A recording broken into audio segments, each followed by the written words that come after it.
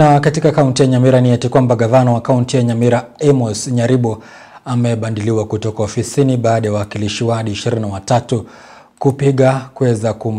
kuweza kuunga mkono mswada wa kumbandua. Haya yanajia wakati ambapo mwakilishi wadi wa Bonya Matuta Julius Matwere alipofikisha mswada wa kumbandua mamlakani kwa madai ya kiukaji wa sheria na matumizi mabaya ya afisi.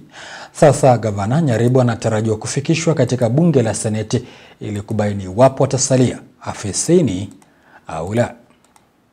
I move a motion that this county assembly debates and approves the removal of Honorable Amos Kimomi Nyaribo, the governor of Nyamira County, from office by way of impeachment on the following grounds. 1. Gross violation of the Constitution of Kenya and other laws. And 2. Abuse of office. The mover says the county lost a lot of money. In his words, colossal amounts of money, because of the delay or refusal, or the failure, in his words, failure to appoint and obey court orders. What the mover fails to understand is that in that same court order and ruling in Kisumu ELRC number 10 of 2021, his house, the county assembly, is faulted by the judge for failing to carry out its duties in the appointment of Clive Ogwora.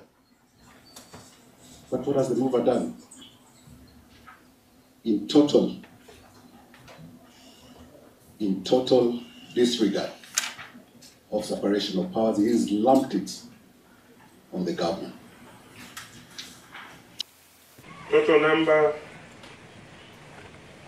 of the votes cast, 23. Yes votes that who voted for the yes, 23. No votes, 0. Abstain, 0. His Excellency Honorable Amos Kimomi Nyaribo, the Governor of Nyamira County, now stands impeached.